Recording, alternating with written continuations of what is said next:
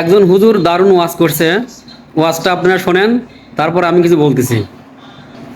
মানুষ ভালো করেই জানে 1971 সালে সেই আইয়ুব খান মিস্টার জিন্না বাংলাদেশে লক্ষ লক্ষ মানুষকে হত্যা করলো। কেন কেন হত্যা করলো?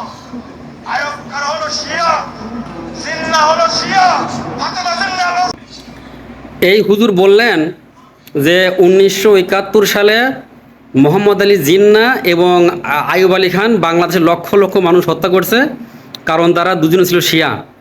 এই দুজন শিয়া মিলে বাংলাদেশের লক্ষ লক্ষ সুন্নিদেরকে হত্যা করছে।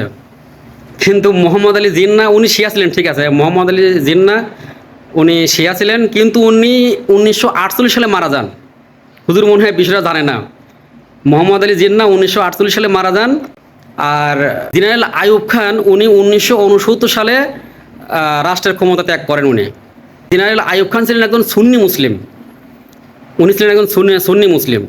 তো এই হুজুর 1971 সালে মোহাম্মদ আলী জিন্না এবং আইয়ুব খানকে কোথায় পেলেন?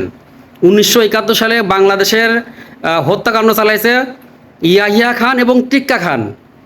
তো এই হুজুর যে এই ভুলভাল বক্তব্য দিলেন, আপনারা এখন কি বলবেন? আপনারা কিছু বলার দরকার নাই। আল্লাহ পাক কি বলছে সেটা শোনেন। সূরা হুজ্জাত আয়াত নম্বর 6 আল্লাহ পাক বলেন, হে মুমিনগণ, ফাসেক যখন কোনো সংবাদ তোমাদের কাছে নিয়ে আসে সেই সংবাদ তোমরা যাচাই বাছাই করো। তো আমি যাচাই বাছাই করে যেটা পেলাম সেটা আপনাদেরকে বলে দিলাম। ধন্যবাদ।